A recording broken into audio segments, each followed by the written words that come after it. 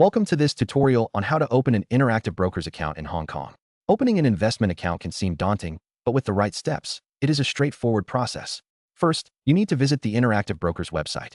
Once there, look for the option to open a new account. It is usually prominently displayed. Click on it to begin the application process.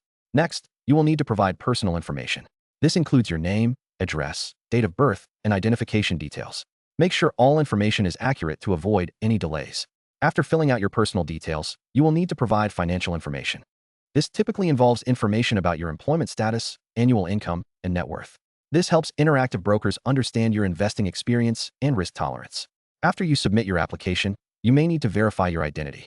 Interactive Brokers will guide you through this process, and you could be asked to upload documents such as your Hong Kong identity card or passport, along with proof of address like recent utility bills. Make sure to have these documents ready to expedite the process.